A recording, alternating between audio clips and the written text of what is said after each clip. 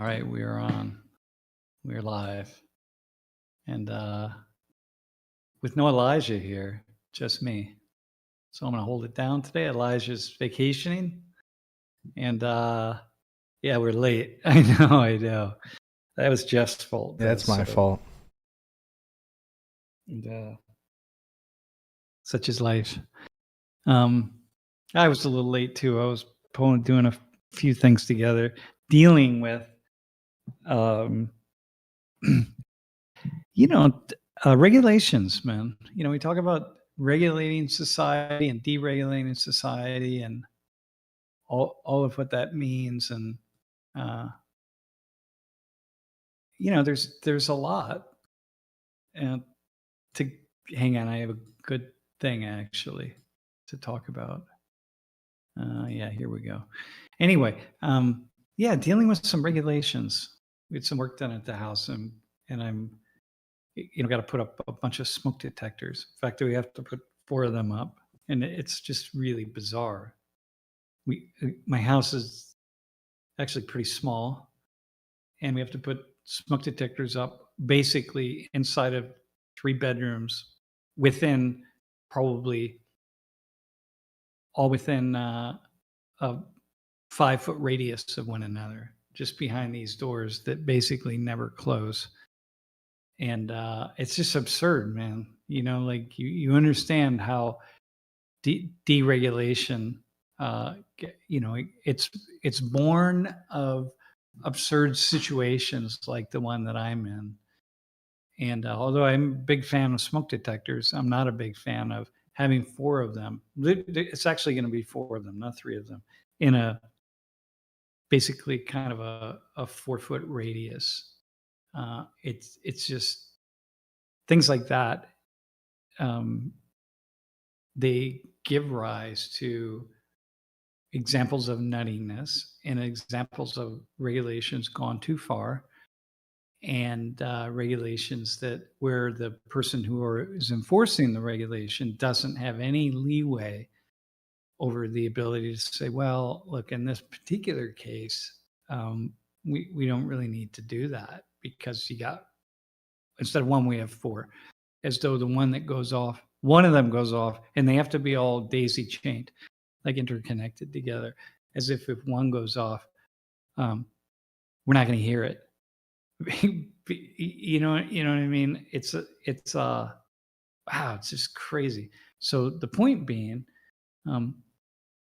you really understand living in a big, massive bureaucracy, how it is that we attempt to support a good society, right? A good society is one in which you have a reasonable expectation of not being injured or losing your life or something over some really absurd thing that we could have prevented. A reasonable expectation of a certain amount of freedom, and the places where we have to give up our freedom, it's really for the best of everybody. And there's various things along those lines. And it's hard to really make sense of it all, right? So there are always going to be situations like the one that I'm in that's just like, whoa, this absolutely makes no sense whatsoever.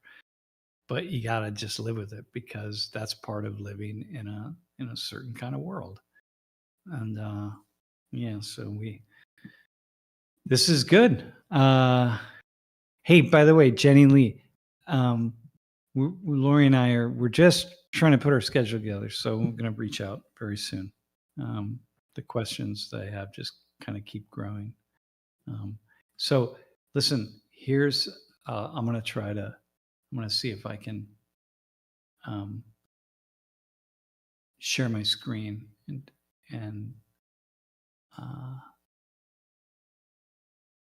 okay, let me see. Okay, so we don't want to go there. I'm going to no, hang on. I don't want to do that. I want to. After Sam selects his screen, I'll go ahead and hit the button, and then I'll adjust some things on the stream here. Go back to wait. I don't want that. Whoa, whoa, whoa. Dang. Okay.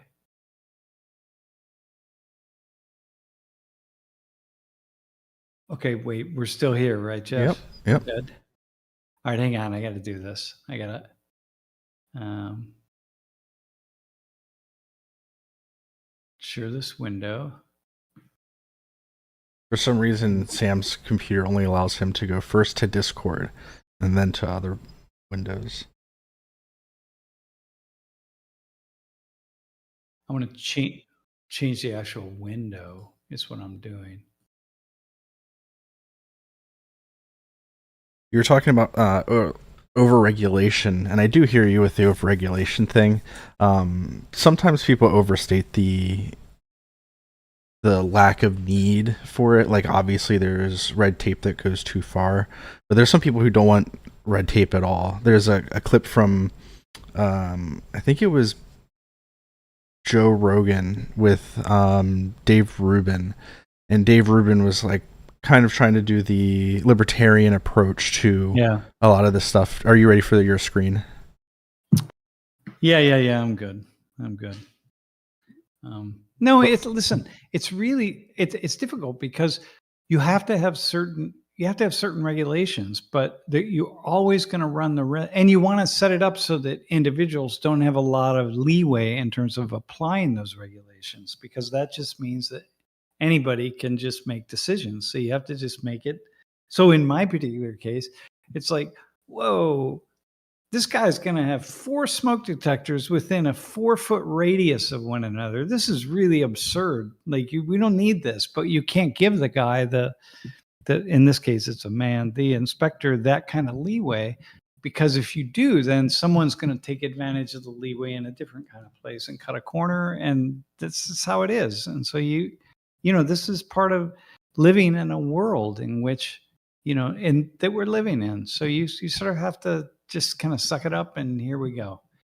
Anyway, listen, but I saw this article, and I was really caught by the headline. Speaking of regulations, just like, wait, what do you do? Like, what's the best thing to do? So this family had a 7-year-old son and a 10-year-old son, and the kids went down to the store on their own. They go down to the store, and the Food Lion supermarket and a Subway sandwich shop 10 minutes away. And on the way back, the one son, they're the parents, by the way. On the way home, the one son was walking in this divider in the street, which is up here. Hang on, right there. So he was walking along here, and he stepped off the curb, and somebody came along in their car, and they hit him, and he died. And so now the local DA is prosecuting the parents for neglect, and they're both in jail with a bail set at $1.5 million for each of them. And like, wow, like, okay, that's talk. Okay, so I don't even know what to say, right? Okay, so now here's the problem, right? We're gonna police parenting. And like, you just run into a huge number of issues when you start policing parenting. But this is it. Like, this is, what kind of world do you want to live in? Do we want to live in one in which people we're all feeling as though that the eye of the state, the long arm of the law, is looking over our shoulders? Like, is that where we want to go? So I don't know. It's a great story. It's a chilling story. I think about me, like I remember when I was 8, 9, 10. I think I was 10 years old because my father had died. It was the summer of going to. I was 9 years old. I was going to be 10, and I rode my bike from Toledo, where I lived, down to Bowling Green, Ohio, and these back roads. And so I had a little Stingray bike, and it was about 20 miles, 25 miles actually, me and a couple friends. my brother and a couple other friends. And that was it, man. We rode along these little 2-lane country roads as these little kids. And because we wanted to go get ice cream. I don't know, we wanted to go visit somewhere. We wanted to just kind of see. It was just an adventure. We went on an adventure. But it was so dangerous, man. But that's just what we did. I don't know. You didn't think about it. So anyway, that's my story. Anyway, I'm gonna pop off there. I'm gonna go. Here's another story that I heard about, and the statue of Albert Pike was removed by protesters in 2020. So when things all really blew up, and in DC, and now the government has decided that, hey, we're going to put it back in place again, and so the idea, first off, the question is this: it's Confederate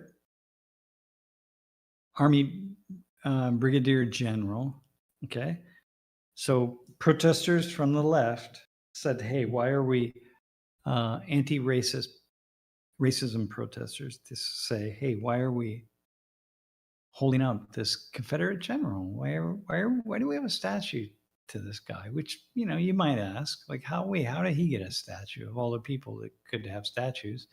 Where did it come from? When was it put up? When you find out that a lot of these statues, they went up in a similar kind of time in the late 19th century and early 20th century. But you could ask, like, well, why are we putting a statue up to this guy? But then you could ask right now, wait, it's down. Why are we going to put it back up? Like, why just like bother the hornet's nest, so to speak, right? So we knock down the hornet's nest, and now we're going to go and we're going to kind of smack it around a little bit. And do we really need to do that, or should we just kind of let it go and move forward?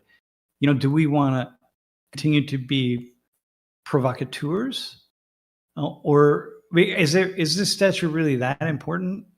Symbolically, is it that important? Is it that? I mean, maybe it is. I don't know. Maybe this is a way for the government to, exert its power and its authority over, to justify, right, its own existence. But in any case, here this quote says, the restoration, hang on, aligns with federal responsibilities under historic preservation law, right? Executive orders to beautify the nation's capital. So Pike's return comes during the Trump administration's wider campaign to scrub federal institutions of corrosive ideology, recognizing historical racism and sexism, right? So in other words, we're going to scrub institutions of their anything that's anti-racist and anti-sexist. And this attempt to scrub everything that it is racist and sexist, right? In other words, and so now we're going to go in the opposite direction. So I don't know, man. I just see that and I think, man, do we need to do that? Do we need to, like? My thought has always been with, like, what's the purpose? What's the purpose of these statues, of any statue? And because some people say history, and one of their problems with when these were being torn down was, hey, love it or hate it, the Confederacy is a part of American history. The Civil War was a part of American history, and if you take these statues down, a lot of people felt like you're like getting rid of the history of the Confederacy in the United States. So and people, of course, this, people would say it's connected to our heritage, and they connect it to even something deeper than just like the nation's history because it impacted them personally. To me, I always imagine these statues of whatever a country decides to put up is what you're wanting to praise.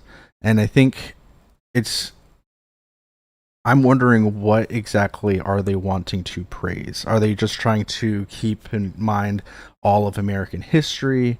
Are they trying to, exemplify this particular person for the actions that they took?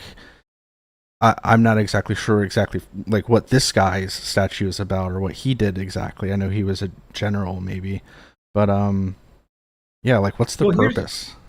here's one way to think about it. Most of these statues went up at the end of the um, 19th century and early 20th century, which coincidentally is the exact same time as the rise of Jim Crow laws.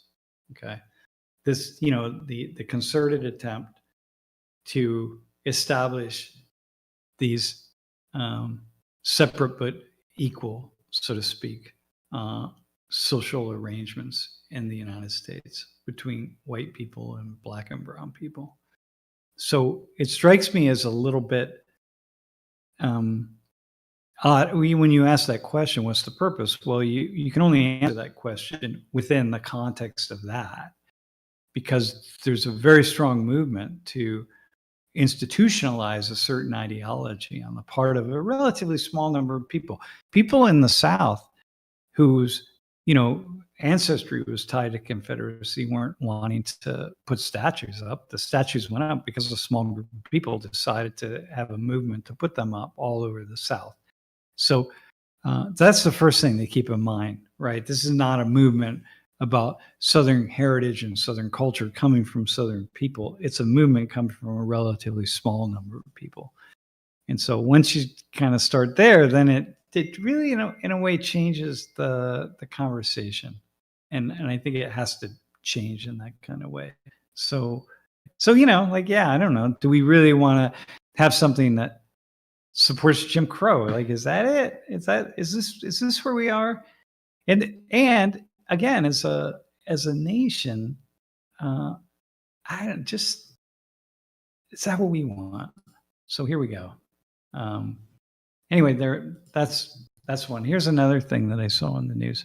So one of the things that I've been really thinking a lot about the federal government versus states, and how important the differences in state governments. I was listening actually to a podcast about this, and I was thinking, I came across this article in the New York Times about New Mexico, and New Mexico is a really, really poor state, and how these budget cuts are really gonna just beat the heck out of New Mexico. So the state is among the biggest per capita recipients of federal money, taking in $3 for every dollar it spends on taxes. Right, so about 39% of its residents are on Medicaid, one of the highest rates in the country, and 23% receive food assistance. Nearly a third of the state, 24 million acres, is public land. So, I'm thinking about these tax cuts and this big beautiful bill, whatever it is, budget bill, I don't know. And I'm thinking about how, like, I consider this from this office right here. I'm online, I'm reading things, I'm thinking about things, but I have to step out of here, and I need to go travel around the country and talk to lots of different people to really come up with a thought about what I think about this big, beautiful budget and the budget cuts and the changes that are coming. Because like a year and a half ago, Lori and I were in New Mexico, and man, there's just a lot of poverty. Man, we were even in a couple cities that were wealthier and better off, and I was struck by the lack of resources, like communal resources, civil resources for people. And so, I guess for me, it's just an encouragement for all of us.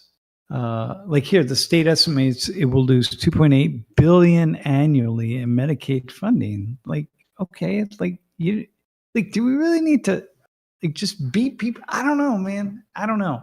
Right. But my thing is, we're not all equal in this country. And so, you gotta like think about the degree to which, we're in different places. Here's like a food depot, a food bank, and man, I don't know.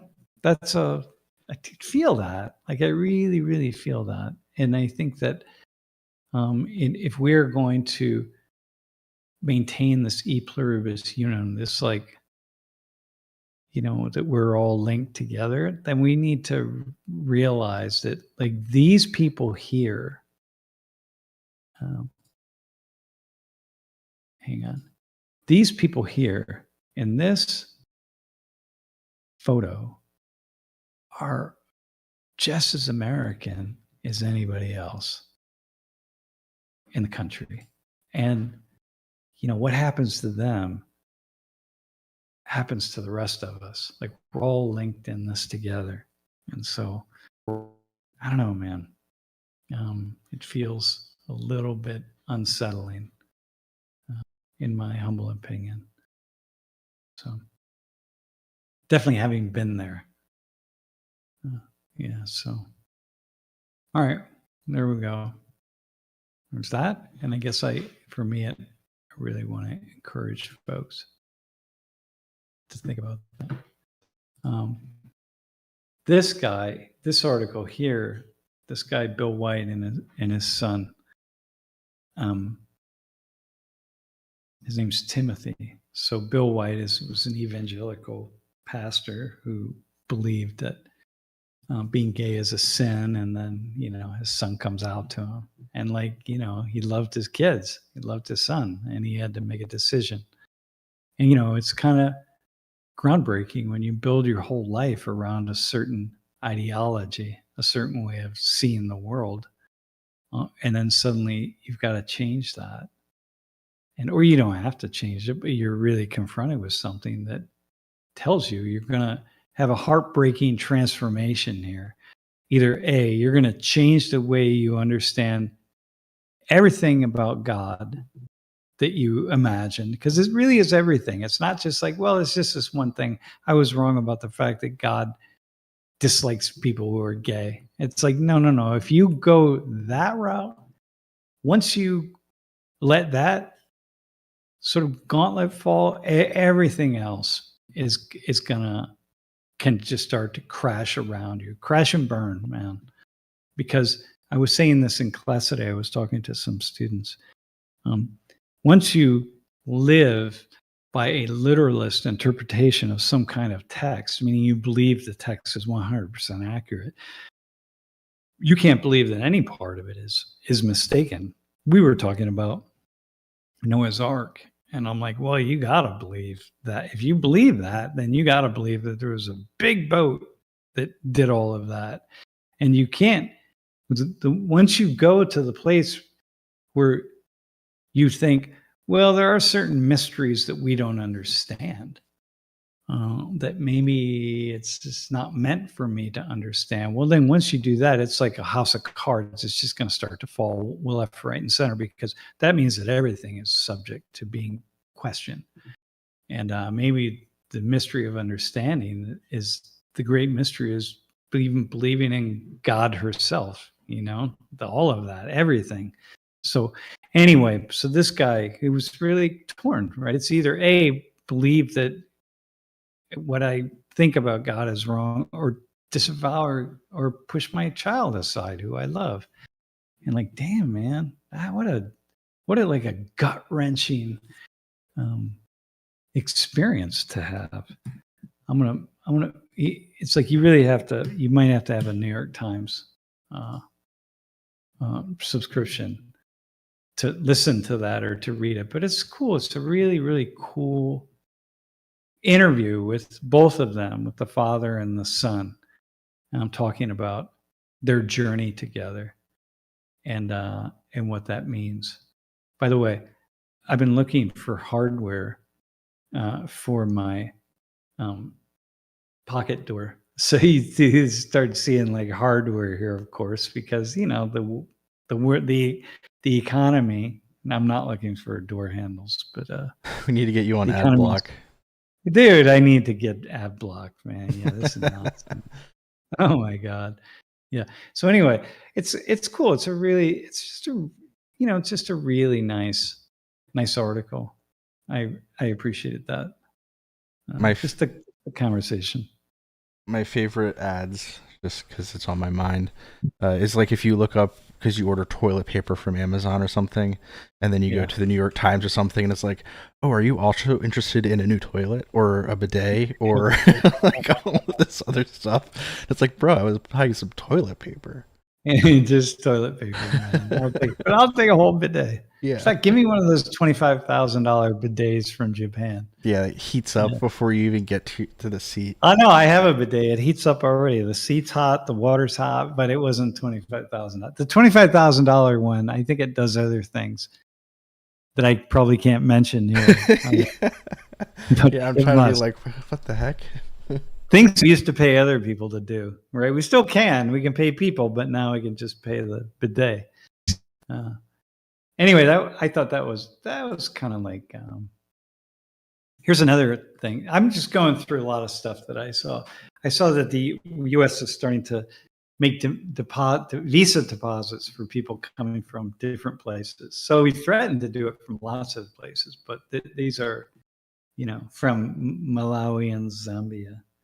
And wow, that's crazy, man, to think about that. And I think that the thing that I think about, it's like $15,000, man, for a tourist or business visa. First off, people coming here, people who are able to go to the consulate in Malawi or Zambia, and if there even is a consulate in Zambia, you might have to go more. But to do what you have to do to get a visa, a tourist visa to come here, and to have everything you need to have, which is, property there that's in your name. You have to have money. You have to have money in your bank. You have to have a car. You have to have a house. There are certain things you absolutely got to have. Got to be married. You have to have family there. It's like you have to have a job that clearly is a good job, or else we're not going to give you a visa to come here. If you're a single guy or a single woman and you're 20 years old or 25 years old, you're not getting a visa to come here.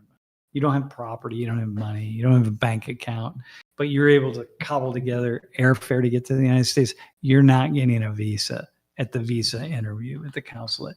So anyway, anybody who's going to get a yes in the first place, and these folks, what you need to know is the folks sitting behind those desks at these consulates all over the world, they've heard every story. They understand. They read through the lines. They understand people as well as anybody could possibly understand people, and so they're really, really good at what they do. And they make mistakes, right? There's no question they make mistakes, but they're pretty damn good at what they do. So anyway, so here we go, right? In addition to that. And people overstay their visas. Of course they do. People overstay their visas from all over the world, and there are all sorts of stories of, German tourists and Irish tourists and British tourists who overstayed their visa, and they're in detention camps, getting ready to get sent back to Europe. But to charge people a $15,000 deposit, it's just, there's something in that strikes me as just really arrogant, as this way. And I don't like Americans would say, it's like, well, but it's what we have to do. But like, it just strikes me as kind of arrogant. And there's something off about it. And I get it. You can make the arguments. In the Philippines, it's $50,000, man, the whole thing. And it's like, damn, there's something just feels. Yeah, I don't know. Like, what do you do when you're feels pretty, it just feels, that's all, man. It feels just kind of arrogant. And I don't know what to do. I'm not in charge, so I don't have to. I'm just saying, like, my gut feeling. Yeah. Okay. The dogs are about to bark, but before they do, I think it'd be a cool class if we looked at how much it costs to come into the U.S. versus going into other countries. Mm-hmm. That'd be really cool. Mm-hmm. Mm-hmm. Yeah, it would be. Yeah. Yeah. Here are the overstay rates, right? So show that about in Malawi, 14% of the visitors overstay their visas, and in Zambia, 11% overstay. The highest rates are Haiti, 31%, Myanmar, 27%, and Yemen, 20%. So, yeah, I don't know, man. It's like a really, it's really intense, man. Just looking at this. Yeah. God, why is Laos on the restricted list? Yeah, that I don't know. Yeah, that I don't know. Yeah.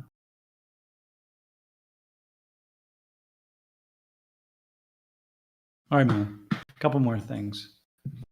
And here's one. So we're going to pull vaccine funding, right? Half $500 million, right? Has canceled 22 projects worth $500 million that are mRNA vaccine funding to battle, the future COVIDs and the flus and that sort of thing. And yeah, you just gotta, man, I go back in time and I think, we didn't, at the beginning of the COVID crisis, we didn't know how many people were going to die for this. It's easy to look backwards and say, hey, we very much overreacted to this thing. It's easy to look backward and say that, but up front, you don't want to say that, because at some point in time, we're going to get a virus that comes through and just wipes out hundreds of millions of people, not tens of millions, not millions. It's going to be hundreds of millions. And so, you want to try to get on these things as quickly as possible. But I think it's just really unwise to look backwards and think like that we didn't know. We had no idea. And everybody was guessing. The smartest people in the world were guessing. And the people who didn't know anything about it were saying from the outset, hey, this isn't a problem. This is a non-issue. But they knew nothing about these viruses. So you can't turn to the people who knew nothing about it and say, yeah, well, they were the smart ones just because, of their prognostications. But in any case, yeah, I look at this and I think, oh man, okay.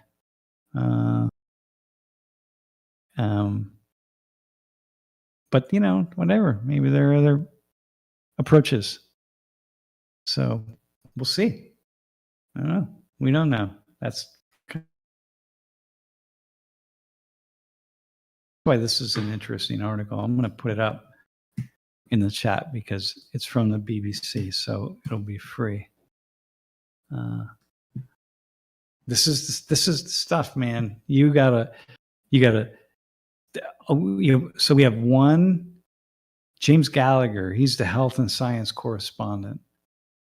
This right here, and of the BBC for the BBC. And then you gotta really dig. It's quite fascinating, though, man.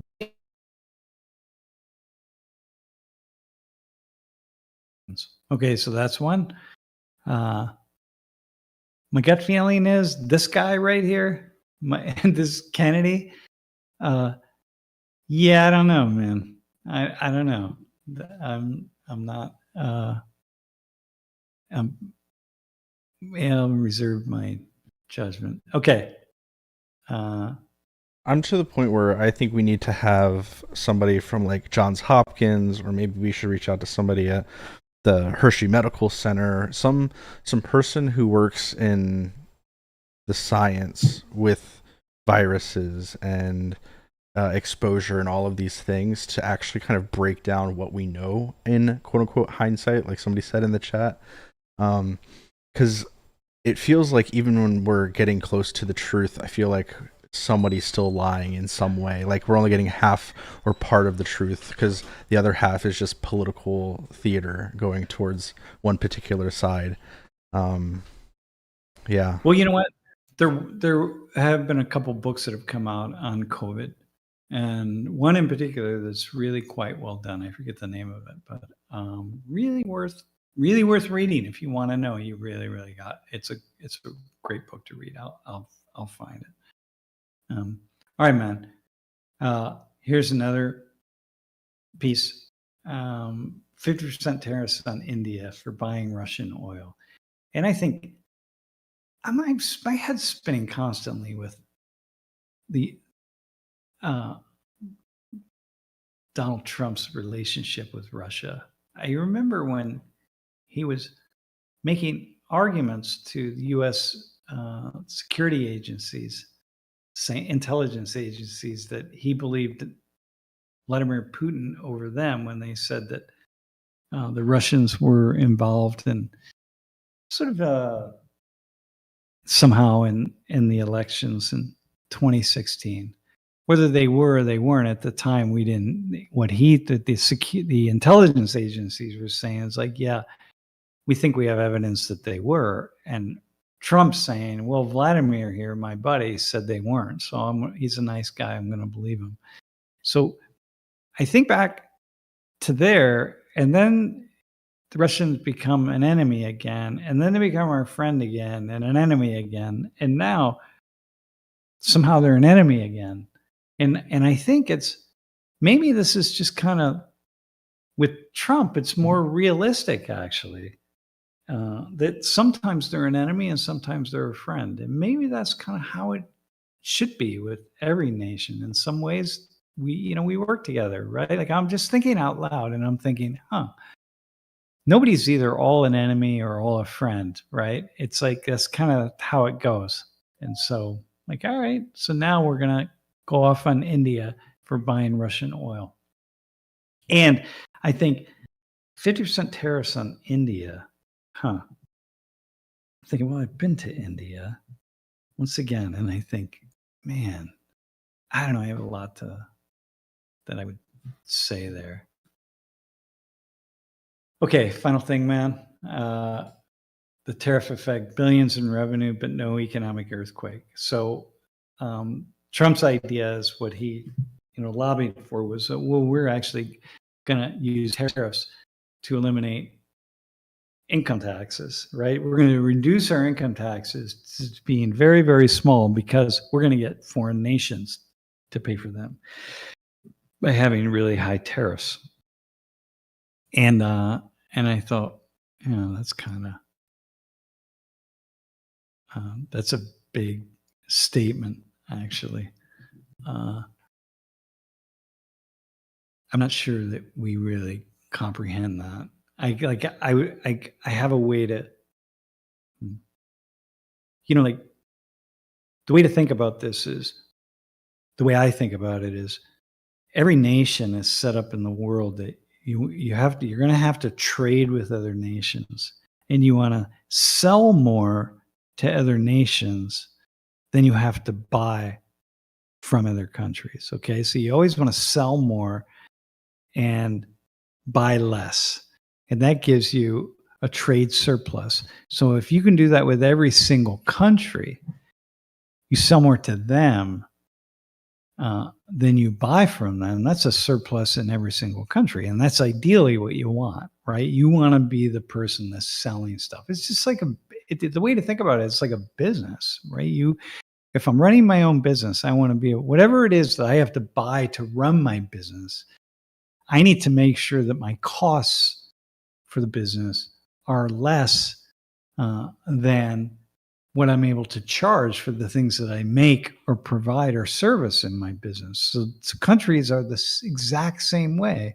You want to have a trade surplus. You want to have as much as possible in the world. And that's how you grow, right, as a nation. And so historically, we've had trade surpluses because that's obviously how we came to be so wealthy. And so that makes a lot of that's where we're at here, right? So that's the goal, is to continue to sell more to other nations than we bring in. And tariffs are just added, they're just costs that get added on. So you can tack them on to what we sell, or to tack them on to what we buy, or deduct them from what it doesn't really matter. But the end goal is always to sell, to generate more revenue through sales to people outside the boundaries of the United States, right? And then you spend in having to buy things from other nations, because it's one thing to buy things from your own nation, like that's fine, it's not really an issue, you're just moving money around inside your country.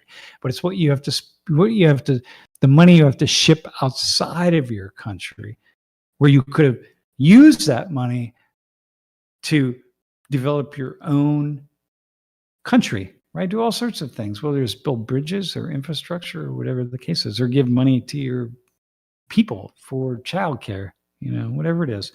So I'm thinking that maybe as we think about these tariffs, understand that in the end, it's this model of trade that's what we're talking about. So our ability to keep that up.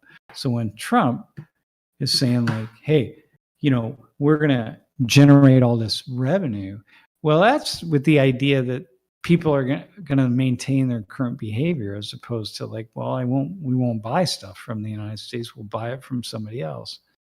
And we won't sell things to the US. We'll sell it to somebody else.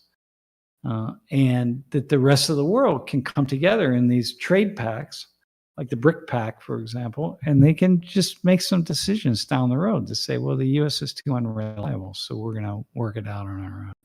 So in a way, I don't know the answer to that, but it makes me really wonder how much the rest of the world, like there's a sense of trustworthiness that we can assume that the United States is going to be the player that we want them to be, right? They want to be the actor in the economic arena that we need them to be. We're going to need them to be in 10 years. And if the idea is that, well, they're not going to be because they're distrustful and we don't really understand all the things that are going on there, well, then people are going to start to make different decisions. Nobody in the end is necessary.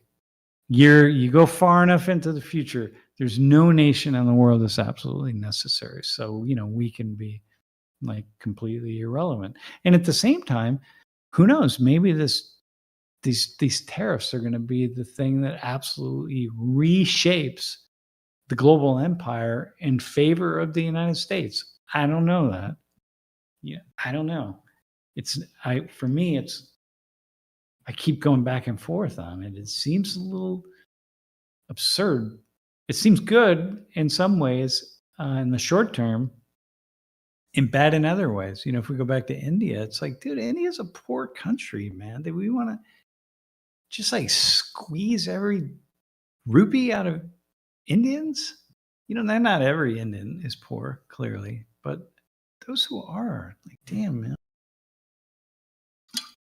So, bro, that's it, man. That's what I have. And, I stopped sharing. I don't have any more. It's really kind of wild. Listen, Ian, the U.S., we have to be an export economy, right? Like you have to export. The goal, look, you want to sell things. Just like I can make things and I can sell them to my wife. But the money that my wife pays to me is money from our household, so it doesn't make a lot of sense. What I want to do is sell things to the household next door, because that's not my household, right? So I want to export to the household next door. And I want to not have to import from next door, because that's really ideal if I don't have to do that. And so you have to be, you're going to be an import export economy. Robert, class starts back up 3 weeks from yesterday. Yeah. Is it 3 weeks from yesterday? Yep. Yeah, the 26th of August will be the first class. Yeah. Yep. Yeah. Yeah. And so hey, Jeff, did you see wait, have you heard from Elijah? No. From Jiwoo. From G? Jiwoo. I sent you his contact information. Did you get it? Did you see that? How did you His send it? contact information? I sent it on his Discord contact. How did you send it to me? Like Slack? I sent it on. Oh, I got it. Yeah, look on Slack. You got it? Yeah. Everybody give me a second. I have to turn Discord off because I have to text or add somebody. All right, but I can keep talking, right? Yeah, everybody can hear you. All right, anyway, listen, man. So it's kind of interesting this year. This semester is going to be a little bit different. I made some changes in the class that we, just thinking into the future and how we're going to run things and make things operate. So I set up the class so that it's kind of this hybrid course. And so a lot of people got, some students got like really confused about what that is and what it means. And wait, hang on. I just added him. All right, okay. Well, he'll show up at some point. Okay. Hey, we lost the stream though. No, just your video, because I had to take you off because I was going to a different Discord screen and I want, my friend's stuff to get leaked or whatever. Yeah. Okay. Anyway, so the enrollments in the class are down really for the second time since I've been teaching it since 1991. The first time was the semester after COVID hit. And people were like, yeah, I don't want to sign up for this class as an online class. I want to take it when we're in person. So that happened. And then the next semester, people realized, hey, we're not coming back online, so let's just sign up for it. And then this semester, because people were uncertain as to what this hybrid thing meant, and because they don't want to be hybrid, people want to actually be in the classroom. The good news is that what it means is that instead of 800 people enrolling in class, there'll be about 600 or so, and that's good because it makes the room a little smaller. And then we're going to do some different things. I'm going to take one day a week in which I talk, have conversation, talk about just ideas, kind of in the way that I do here, but pick a topic and then I go with it and I answer questions from students in class about that particular topic. And it's very much it's going to be kind of freewheeling. Like I'll show some data and I'll do different things like I typically do, but it's going to be like just really creative for me and give me an opportunity to speak more, which I haven't been doing for the past 5 years, definitely, except in very rare moments. And so and then the other day, so that's one day a week. And the other day a week, we'll do the way we've been operating with student volunteers. And even when I'm speaking, we'll have student volunteers, but they'll be asking questions more than anything else. So that feels pretty cool. Feels like a nice, just a change. And I need a change, like I need an opportunity. Well, we all need to change, right? If we don't change up, and we have so many videos of us talking to student and G-Dog, what's up, man? Nice seeing you. And anyway, we have so many opportunities to just to watch, to talk to students, but I feel like, hey, let's do something a little bit different, man, and have me just take opportunities to respond. So one semester. So that's what we're gonna do, man. And that's gonna be a really cool semester. And for a number of weeks, we won't have class. So we'll just watch videos because I'll be out of the country. But yeah. So it's good, man. And all right. So listen, someone. Are there any questions from the stream that for me to respond to right now? Or Jeff, do you have anything? Is there anything up there? Let me look on Streamlabs real quick. I know that there were a few that were entered. For those of you who are new, if you type in exclamation point add queue and then type in your question, it will get added to our Streamlabs bot thing.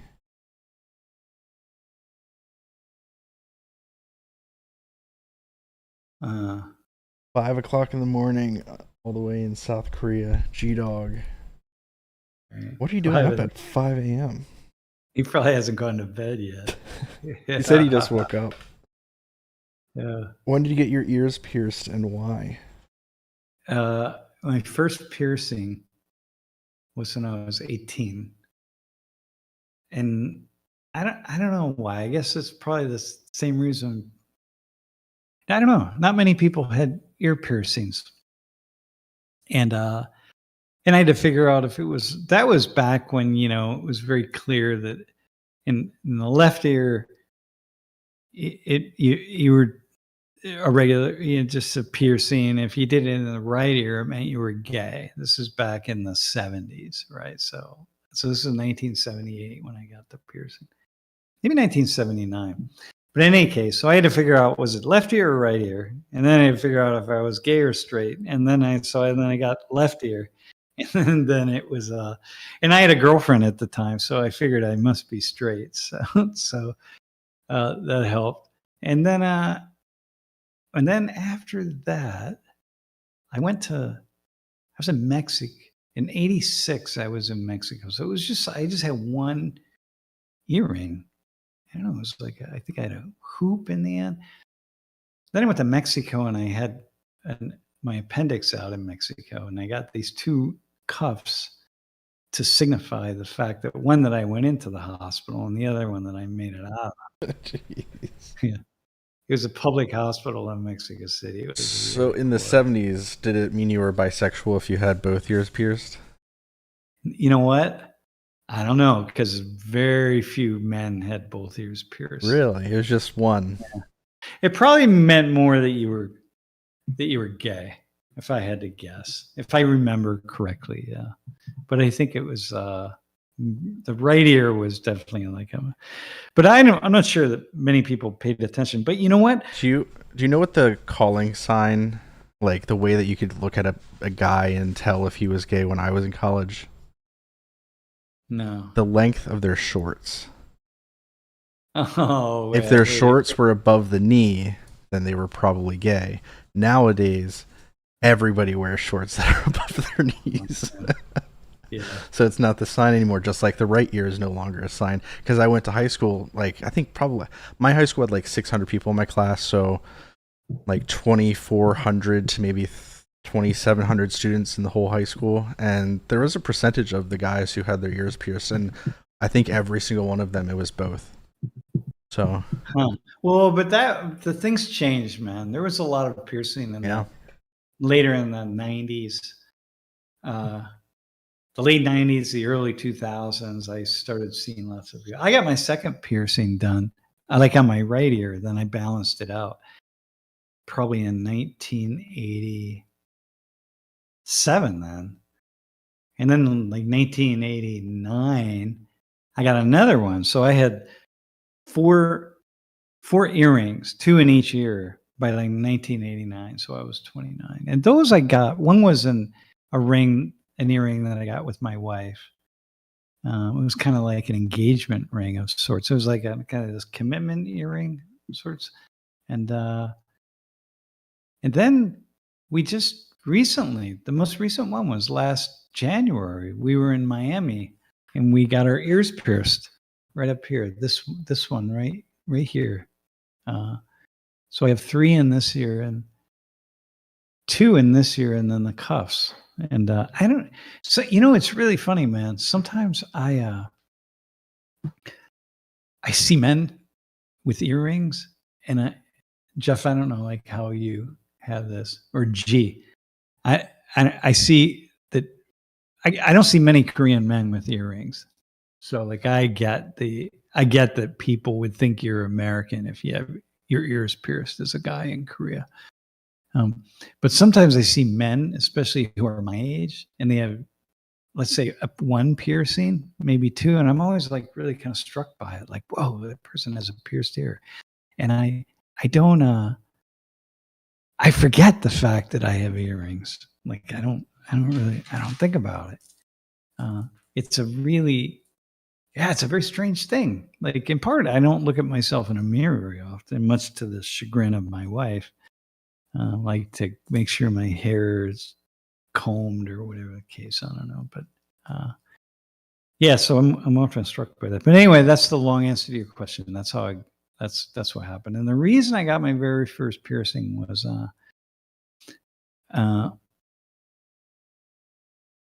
I just did something. I was a musician. In the music scene, doing kind of stuff like that. I never thought about getting a tattoo, but in the music scene, it was just kind of a cool thing. But it wasn't that cool. Not that many people had earrings. I don't know. I just did it. Yeah, there weren't that many. I don't remember. I'm not sure I met anybody with an earring, to be honest with you. I'm sure I got some guys with them, but yeah, I just did it. Kind of strange thing. And yet, like I'd never get a tattoo. Like I have no interest in getting a tattoo. And I see so many people all tatted up.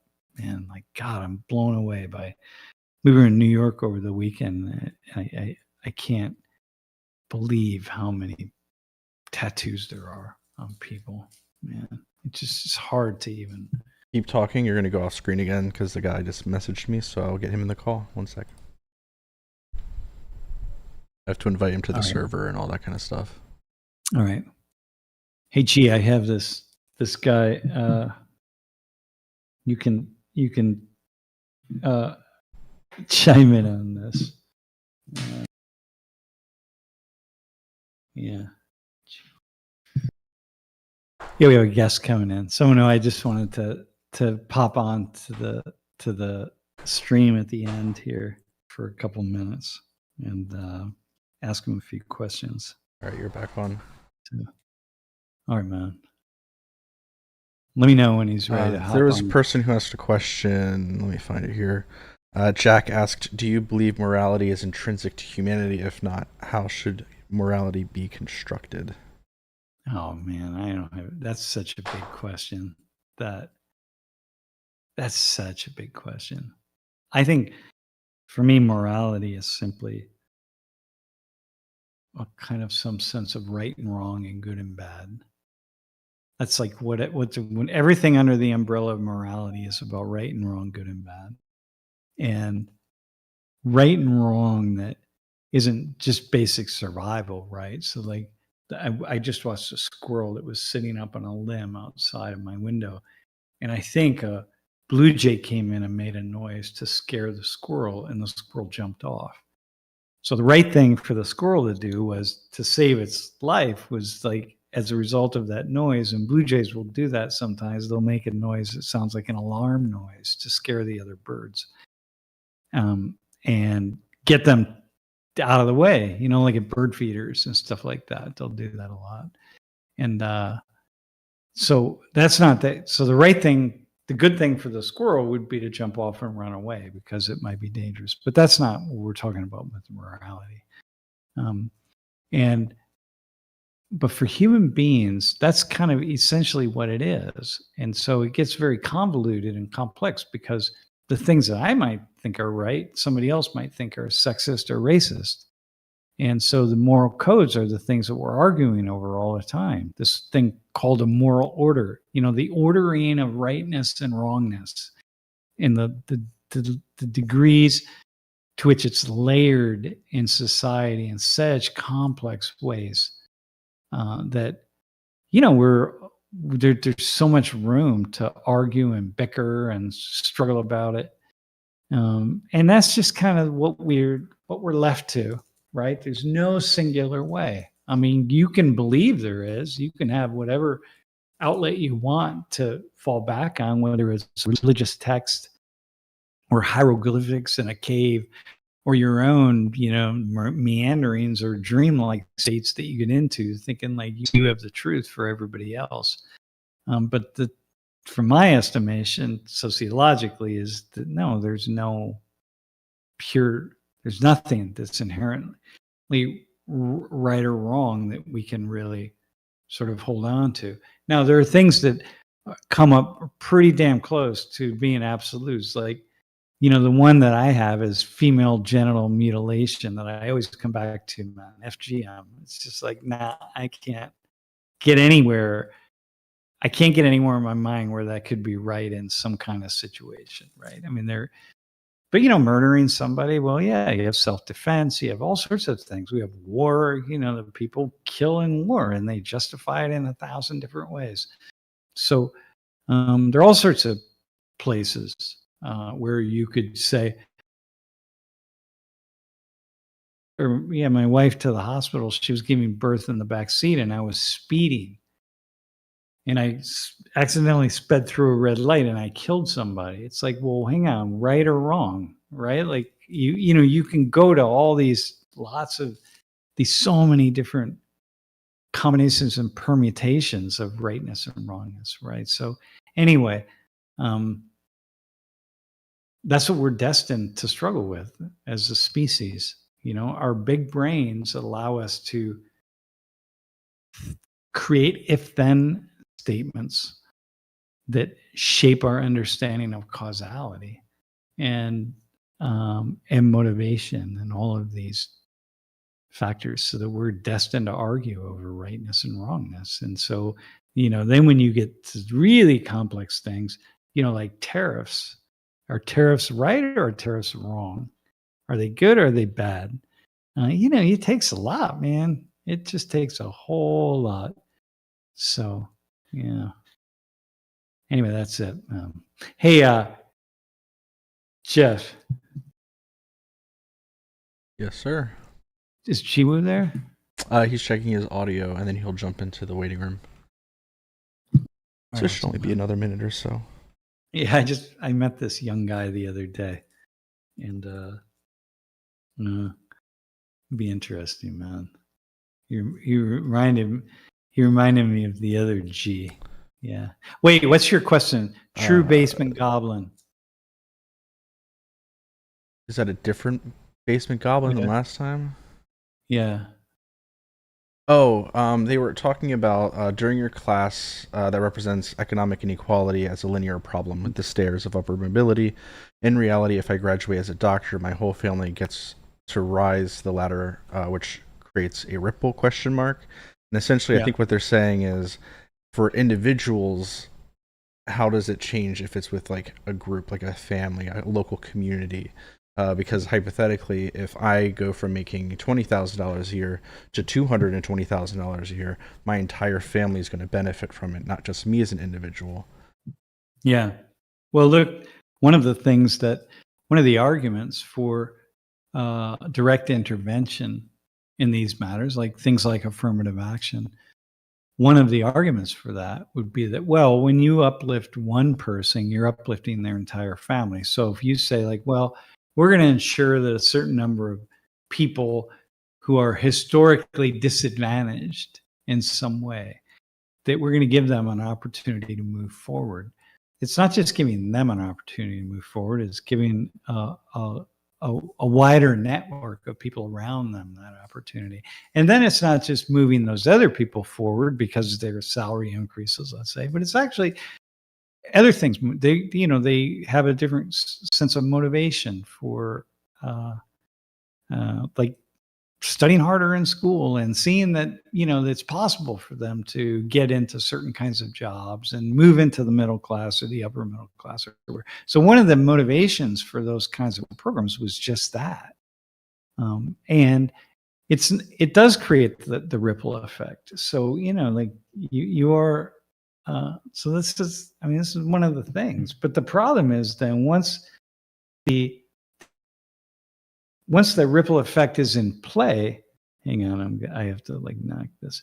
Once the ripple effect is in play, that means that all these other people, the children of that person now or future children, they receive advantages that they didn't really work for. So if I grew up in the upper middle class, then my life would have been very different all along. And I would have had advantages that I didn't work for. I just happened to be born by chance to parents, a family in the upper middle class. As it is, I was born in the working class. And so then my life is different, even though I didn't create that.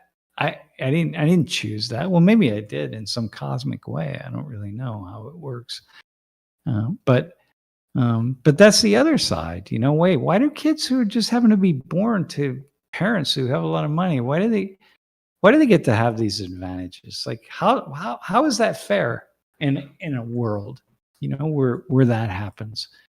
And so well, that's how life is, man. We give birth in that way. We don't have baby factories out there where kids are just born randomly into these bodies. It's like the Matrix. You're born into some body, and then we just take that body and we ship it to somebody randomly. And in a way, I suppose it is, because the souls enter the body randomly, I guess, as best as I can figure it out. But anyway, it's complicated, man. And why is fairness important? It's not inherently important, fairness. I mean, it tends to be for me, for both my wife and I,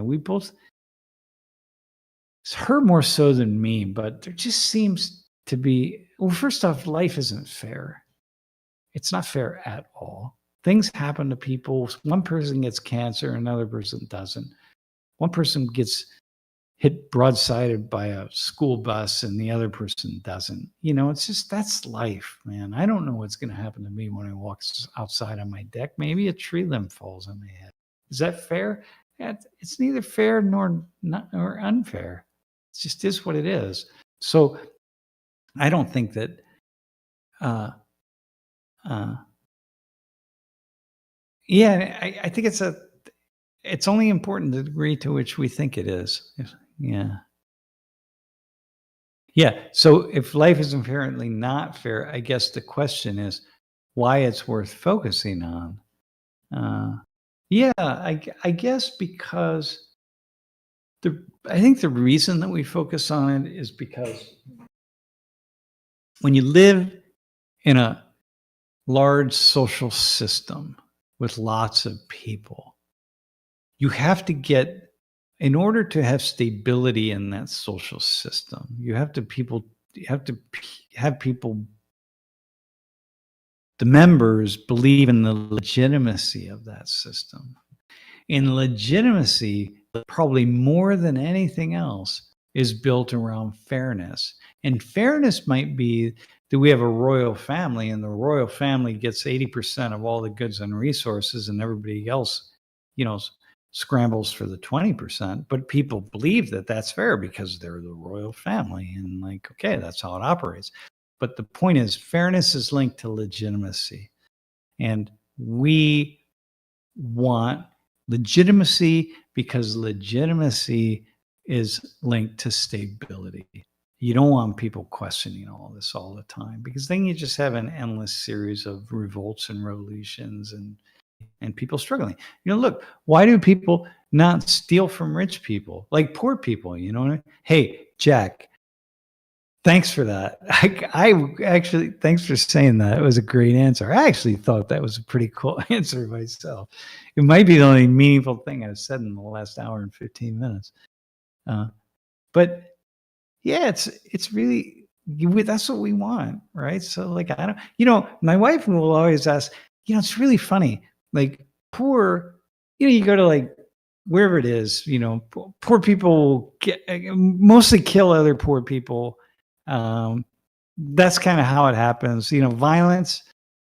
We commit most of the violence we commit is against people around us, and people around us are mostly like us, and so it doesn't matter. That's just kind of how it operates. So we commit crimes against people who are closest to us and known to us, including, again, violence, right? There's the old ad, whatever. I don't have to go further. So the issue, we're always asking, like, why are like poor people, like, why is like some guy like shooting some 18-year-old kid shooting some other 18-year-old kid? It's like, if the 18-year-old really understood how the system, like, say some poor kid, right? If that kid understood how the system was stacked against them and how people used their power and privilege to ensure their own position of power and privilege would continue into the future and be passed on to their family members and friends and colleagues and so on, right? You'd think that poor kid might turn around and be, wait a minute, man, I'm a pawn in this game. And who are these rich people who've like completely screwed me over and screwed us over and are screwing the system over, man, and go after them? But they don't. Like, they don't do that. And even this kid, the kid that shot the healthcare administrator, he wasn't a poor kid, but you think that people would, but they don't, because they accept the legitimacy of things as they are. And that's what allows a society to be stable. And it becomes unstable when in these times of turmoil and times of questioning. Like, for example, all the Black Lives Matter protests. Look, there's a lot of underlying resentment and questions and people, like, being really angry at the system as it is, and racism and one thing after another. But in the end, people go to work every day and they come home and they eat their dinner and they go watch baseball or basketball or hockey or whatever it is, and they just live their lives and they accept the legitimate. They drive on the right side of the road. They don't speed too much. They don't run through stop signs. They follow most of the rules most of the time. And then once in a while, there's an explosion that taps in to something, some zeitgeist. And if it's a big enough explosion, as happened with Black Lives Matter, it's tapping into something that's really deep. But you can't get people out in the streets with that amount of energy and anger and rage and whatever, if there's not something there that's been sort of festering. But sometimes it can just fester along and it never blows up into anything. And so it doesn't matter. And then and people believe in the legitimacy, so it's all good, man. And no, we might say that, like the system is rigged. Then okay, it's fine. It's rigged, but you're still playing it. You're still not going out and storming, taking, with your friends and neighbors, taking the pitchforks up the driveways of the rich people. So not doing that, you're still basically, the rich person does their thing, and they're walking by you on the street with their $10,000 Rolex watch, and like, you're not doing anything about it. You're just like, oh, look at that person. And that's how we are. And so we, it's kind of like that's the legitimacy, man. And that's why we're endlessly in this conversation about fairness, because we're trying to manage that. And we're trying to maintain that sense that it's okay. And that when those of us feel like we're outside the domain of fairness, we need to sort of bring ourselves back into play, because we can't just live our lives in anger and rage. We find a way to just live in the spaces in which we occupy. And that's how it is. So just like me, when I was in college and I was thinking about what I was going to do for when I was in high school, going into college or my beginning of my college, I never imagined ever that I could live in one of those really big houses, because I never saw anybody living in one. I didn't know anyone. I had never been inside one. It's just people like me didn't do those things. And so, but I accepted it. It was the legitimacy. I painted some of those houses, and I didn't go inside the house and like steal anything or nothing, man. I had deep respect for it, even though like, had I really had a critique of things, I might have been like, wait a minute, how did you get this house, man? What'd you do? Like, what I do, what did my family do that we're not in here, or whatever the case is. But I didn't, because I accepted the legitimacy, and that's what most of us do almost all the time. So it's kind of cool. I mean, that's what we want, man. Yeah. All right. Are we ready?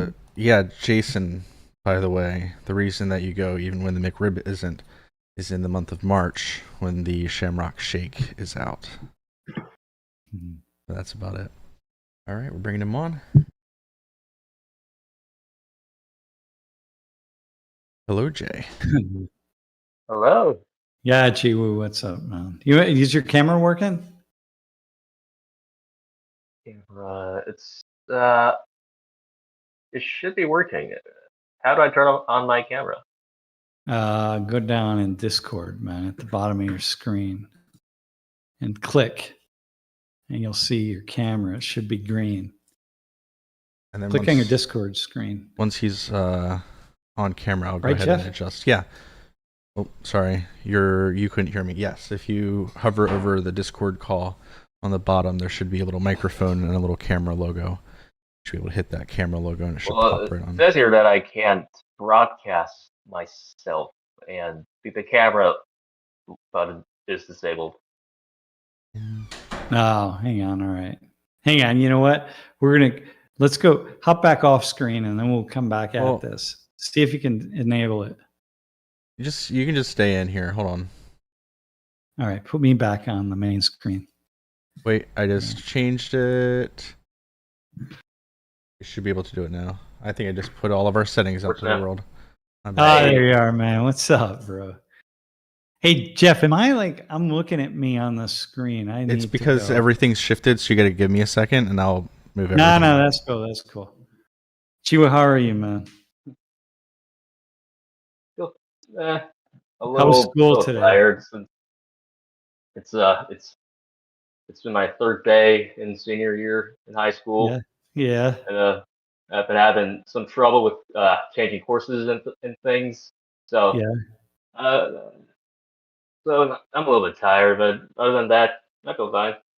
All right, listen, man. Yeah. So Jeff's gonna get us situated in the center of the screen here in a second. Hey, I just wanted to bring you on because you and I met the other day, and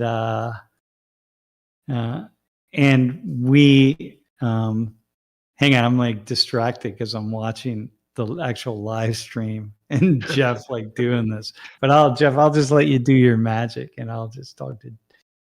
Am I currently on live? Yeah, you are on live, man. Hey, anyway, you reached out to me because you're really into Wikipedia, and yes, I am. And you're how old are you? 16, 17? 18. You're 18. How long have you been into Wikipedia? That's a good question. It's actually a long story of how exactly I got into the act of like how I started enjoying things such as editing, because that actually goes back into middle school. But wait, hang on. Hang on 1 second. Hey, Jeff, you're gonna get him on the screen, right? It just switched over. All right, give it a second. All right, go ahead, man. So you started editing. When did you start? I began, I think, 2 years ago when I was in my sophomore year. I just arrived in the United States, I think.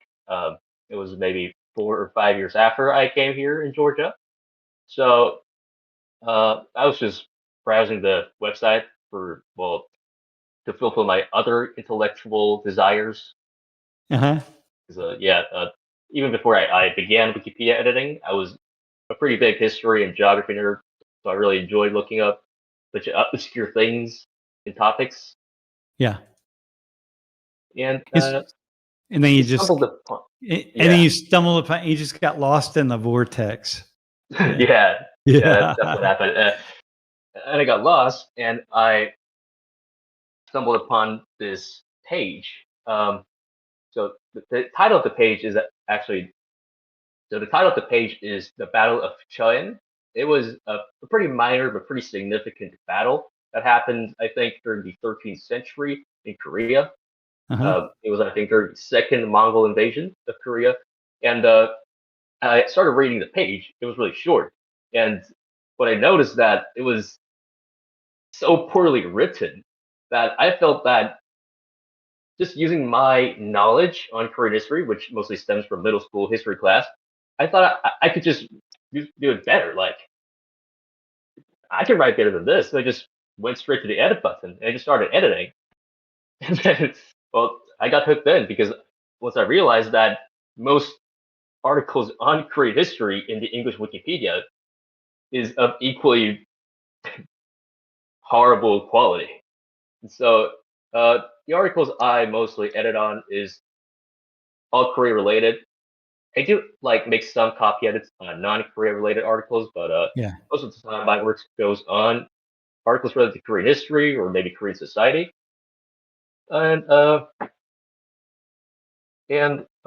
recently I also discovered that you, Mr. Richards, didn't have your own Wikipedia page, Yeah. despite the fact that you had a link to your Wikipedia page on your introductory website on the Penn State website. And so, well, I thought, well, since you are a big lover of Korean history and you have a great interest in Korean studies, maybe you deserve an article of your own as well. So I just started looking, and I found a bunch of articles in Korean about you, and Yeah. I sent you an email asking about further inquiries of what I can write about, and that's how we met. And I because guess. my page had been pulled off, right, by Wikipedia. Yeah. Yeah. So here, to be really clear, Wikipedia is like a public encyclopedia that relies on the editors all over the world to jump on to this website in different languages, right? And to go in and edit anything you can possibly imagine that you might imagine that you would put into an encyclopedia.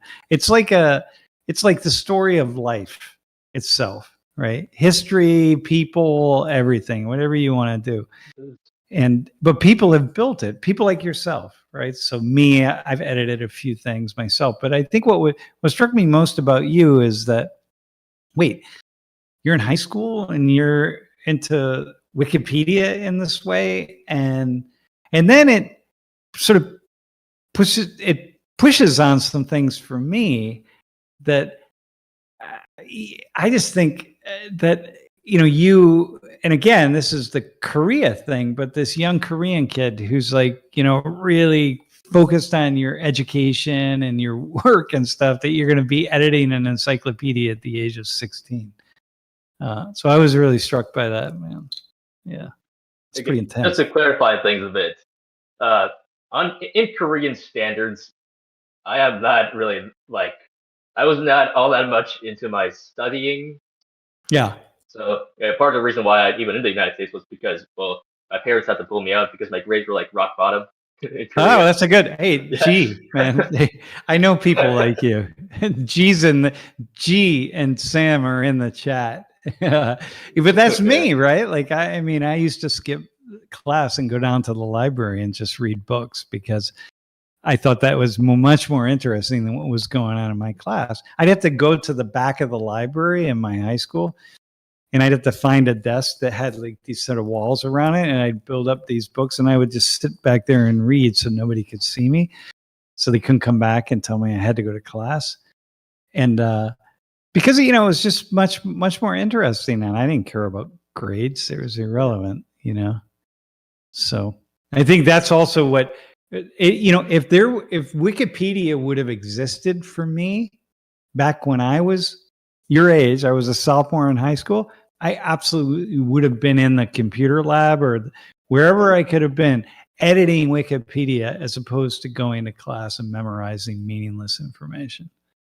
So, Yeah, well, as for my age, I'm probably one of, I think, maybe 24 high school students in the United States who does Wikipedia editing. I am one of 2 people I have known so far in my high school who did it. The other person, she graduated this year. yeah, She was a senior. yeah. And other than that, I'm currently the only person in my school who does it.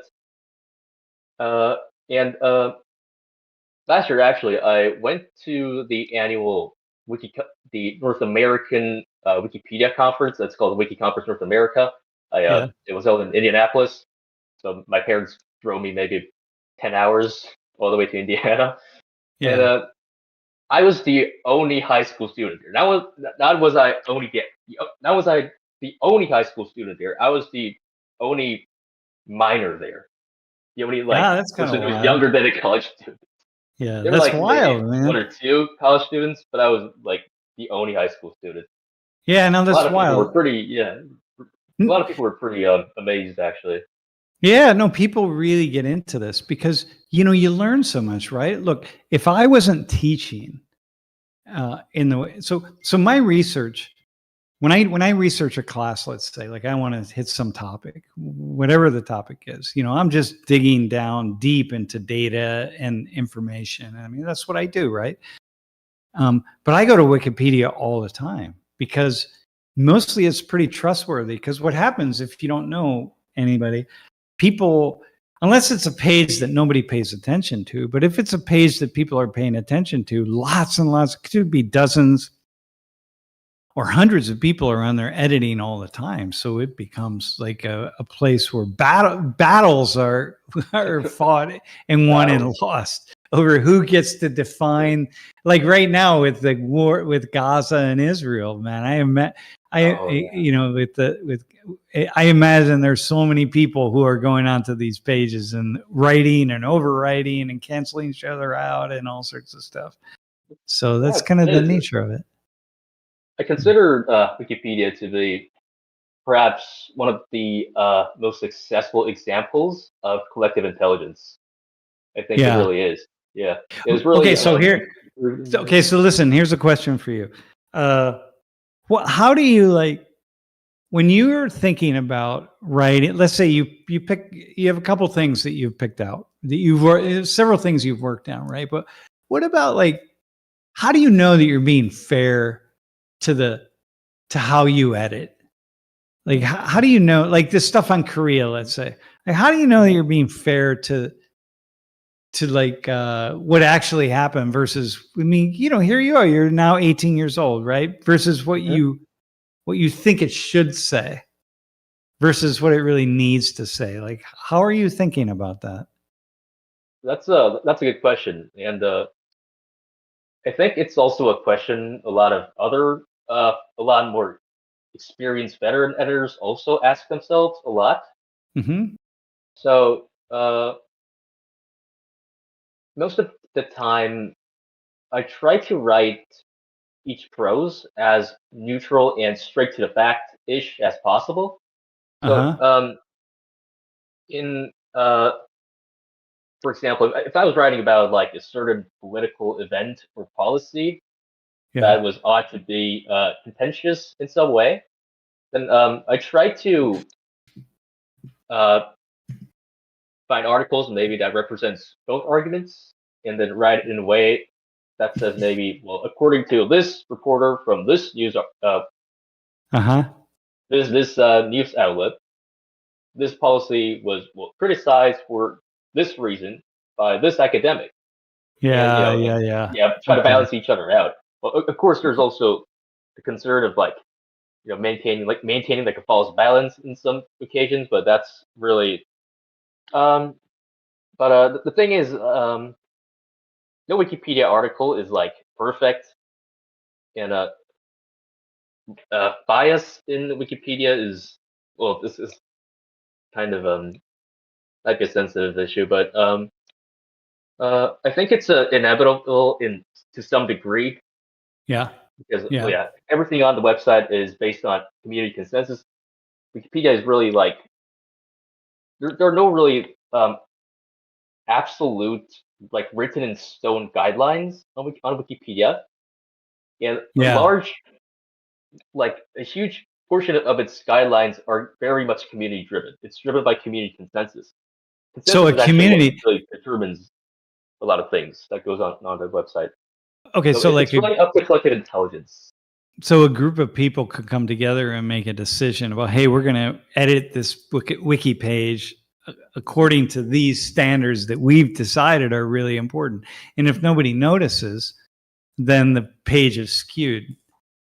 So listen, Jack on the chat asked, you mentioned facts, try to make it more facts based, but there's like an infinite number of facts about most things. Oh, so you're asking me how I like judge on which facts are Yeah. notable? How do you decide what's most important?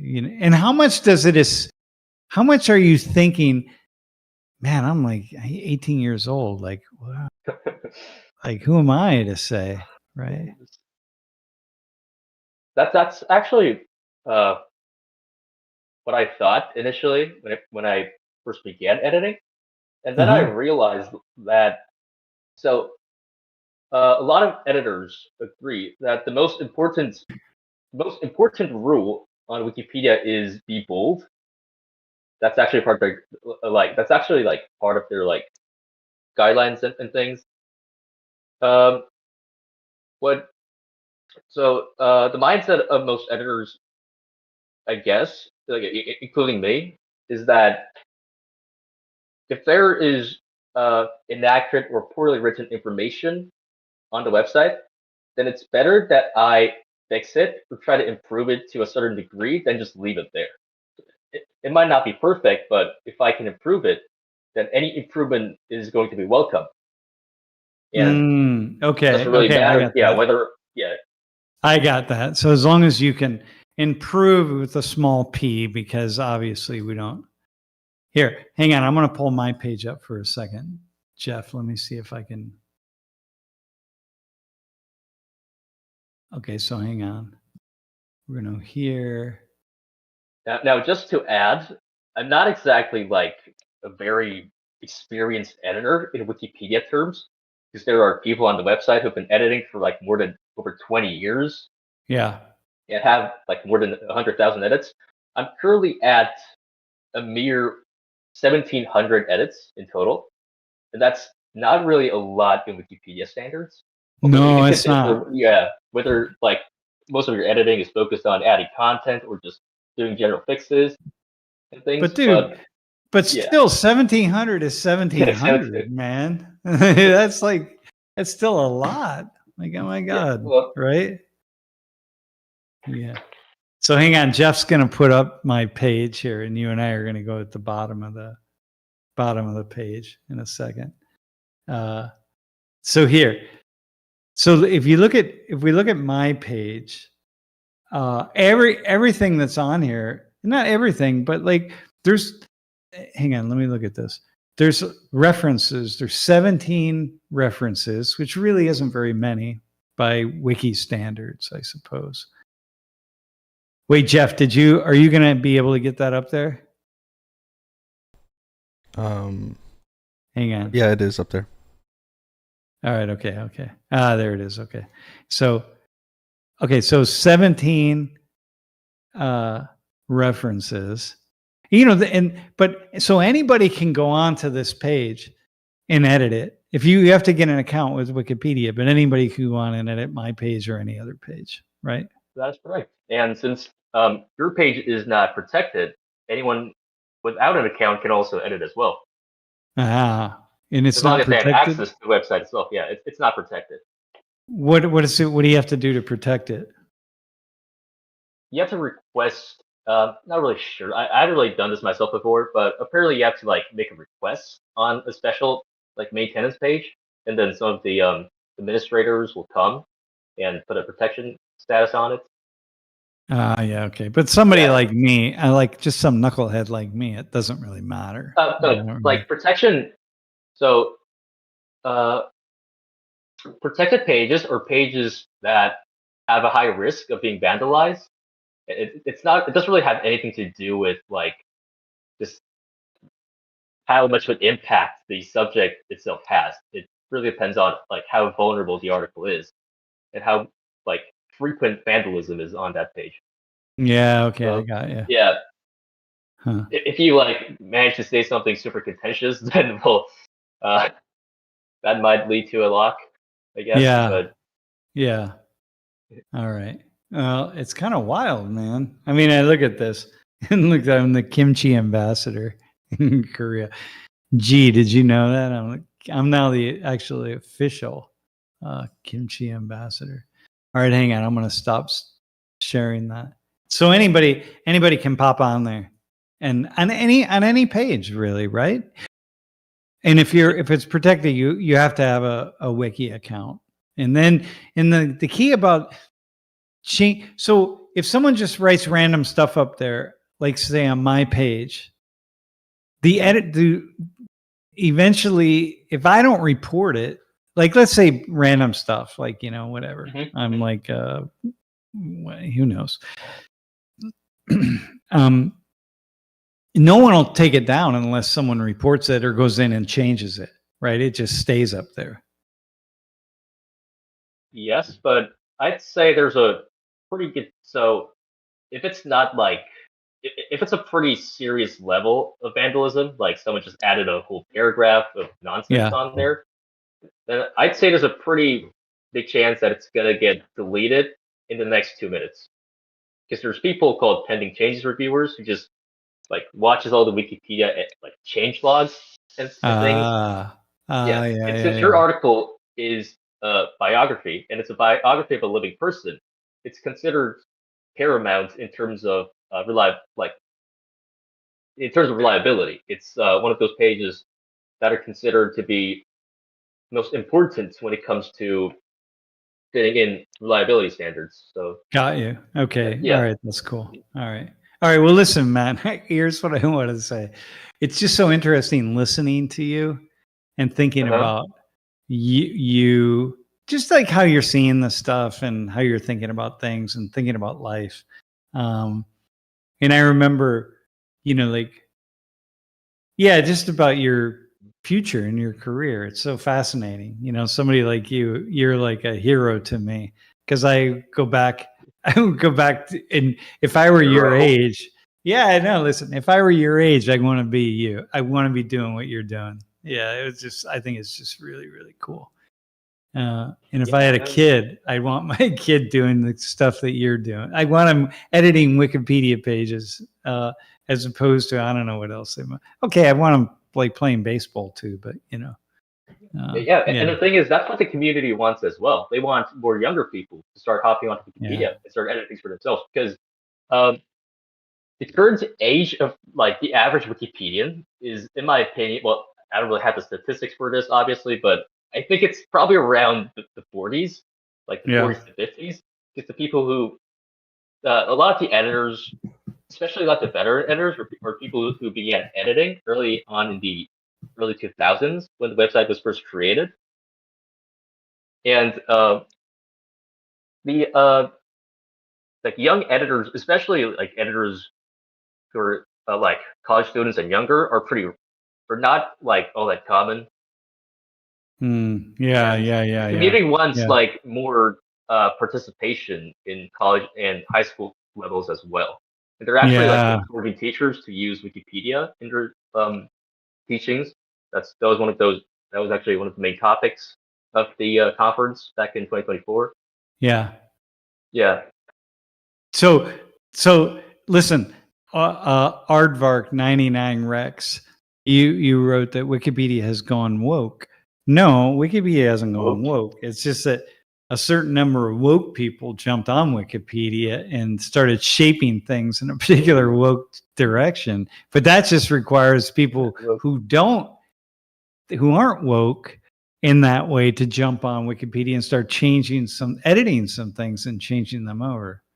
Right? Gee, like that's what it is. Like you got to battle it out with other people. Well, that's a pretty difficult question. I think like this is my personal opinion, but I do think Wikipedia is more left-leaning than right when it comes to articles on like contemporary politics. But like, I think so. The thing about like bias is that I think there's two kinds of bias. One is direct bias when the prose itself is biased, like Sam Richards is a fraud and like what do you call him? A woke person, like kinds of assertive sorts of prose. And I think there's another form of bias, which is undue weight. Like there's a lot more information that is there's a lot more information that comes from, let's say, left-leaning sources rather than right-leaning ones. Yeah, and those are also like things that obviously bring up a lot of heated debates in the community itself as well. But they're also I think the current like political environment in the community. Well, I guess it's also partly like driven from the fact that there are like a lot more liberal editors and conservative editors. I guess overall. But I think it also like leans on the fact that like a large number of large media outlets have a more more left-leaning stance than right-leaning ones.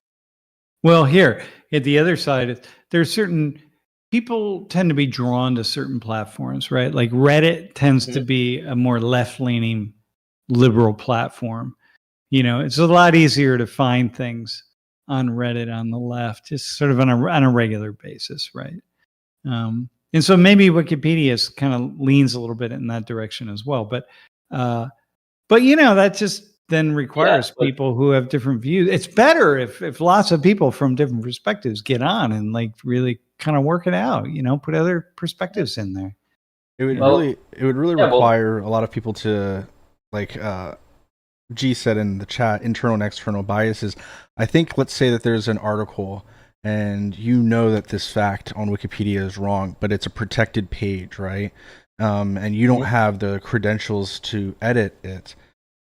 Hypothetically, if it's really bothering you, you could put social pressure on Wikipedia and require whoever is within that page, an editor or one of the approved users, if you put enough pressure on these systems, they have to at least somewhat respond. I don't know how Wikipedia does it. They could just add other people think or other people have hypothesized and then put in another explanation. I think that might be something that has to be done, but so for starters, even if you don't have the credentials to access a protected page, you can still make edit proposals. You can propose an edit, and that could actually be approved by someone who does have credentials. But well, in the case where you like don't like the person who's reviewing your edit proposals and you think that person is also biased, then there's nothing really much you can do, in my opinion, in that case. I don't think so.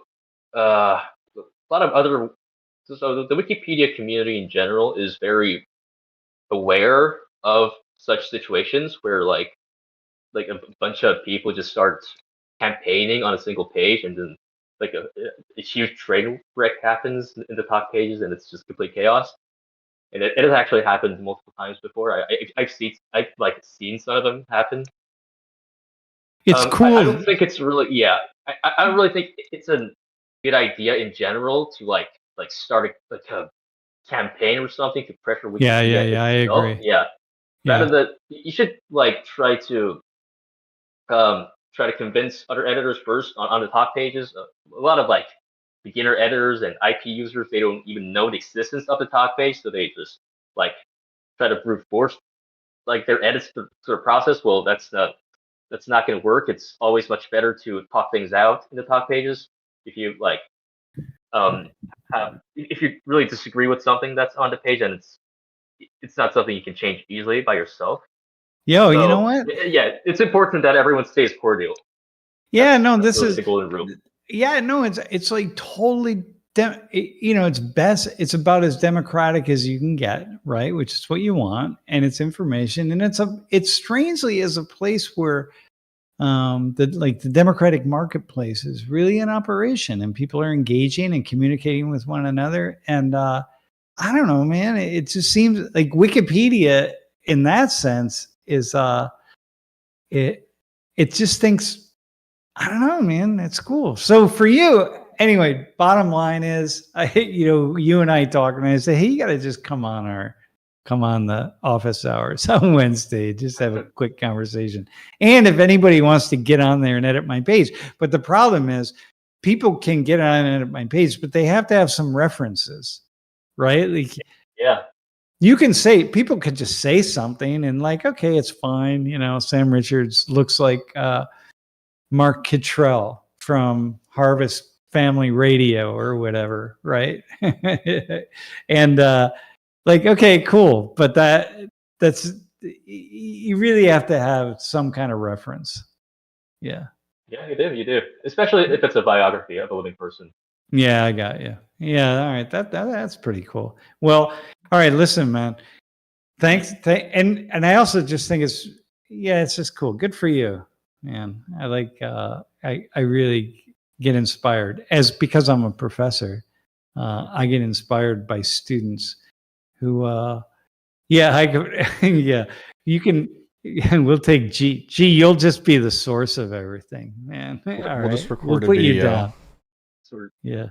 All right. You record a video and say all sorts of things about me, and then Jiwoo's gonna use that as the data source. So say whatever you want.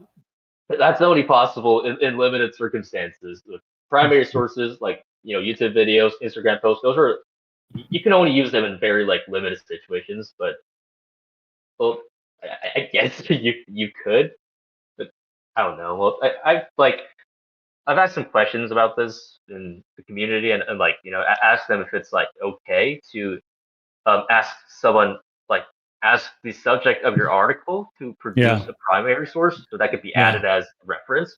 And they said it's totally fine. There's people who send emails or send letters to academics or other people they're writing an article about to actually do that. Yeah. So yeah. All right, man. Well, listen. Yeah.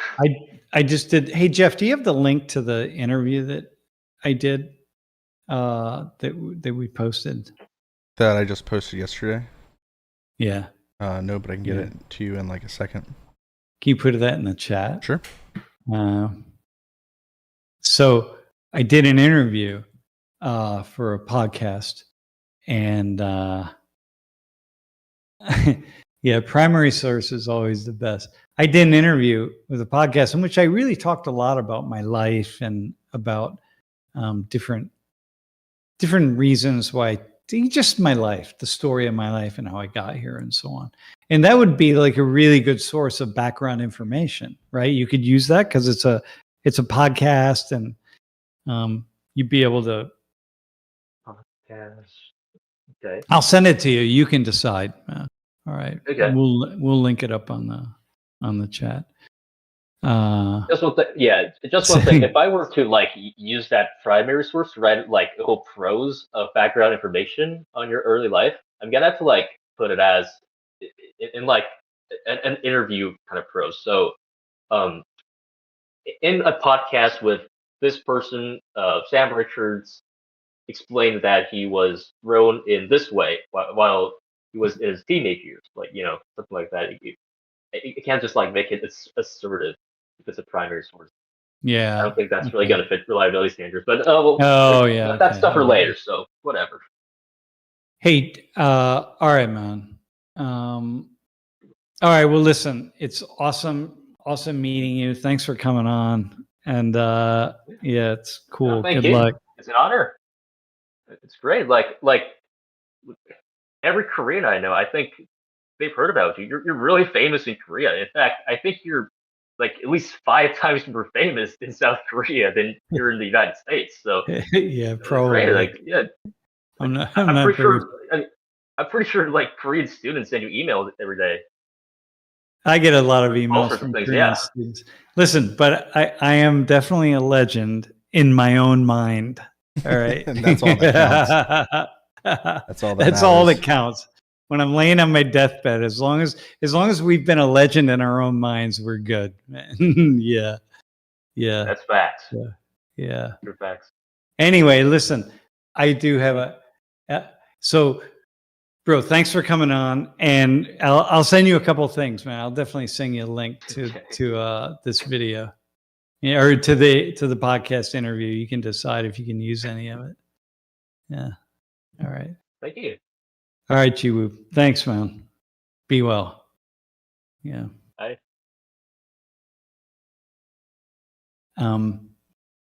Hey, Enki Yang or Young. Do I think God is real? I just want to answer this question, and then we're going to cut for the day. And Jack, good luck on the controversies section. Oh my God, yeah, talk to my wife about some of those. Every day I struggle with God. God and I are in an endless back and forth about whether God exists, what God is, and yeah, beyond my own imagination about what God is or might be. It's the question that I think about every single day, all day long. Yeah, about what is all of this? Like, what is it? And that's my. And I don't know. I don't know. I just don't know. And I'm now soon to be 65 years old, and I still don't know. And it's a little bit disconcerting and disappointing that of all of my thinking and growth and transformation and studies and prayers and meditation and my willingness to just open my crown chakra and just let truth come in, that I still don't have an answer to that question. And but maybe that's okay. That's what it is. So that's my answer to you. All right, everybody, let's be on. We've been 2 hours, so thanks. And yeah, thanks. I think on every Tuesday at 4:30, we will have a premiering video. So next Tuesday we'll have another one. We'll have one more, and then I think then will be the beginning of class. We'll have enough to fill up before class, but just keep in mind every Tuesday 4:30, and then we'll be live office hours Wednesday at 3:00 like normal. Dude, awesome, man. Thanks everyone for joining. And G, thanks for waking up early, man, or staying up late, whichever one it is. He said he went to bed early. Oh, all right. Well, there you are, man. Yeah. God did not exist, but the concept of God is real. That's for sure, man. All right. Okay, everyone. Thanks. We'll talk to you. See everybody. Yeah. Oh, wait. Yeah. Take care, man. Ciao.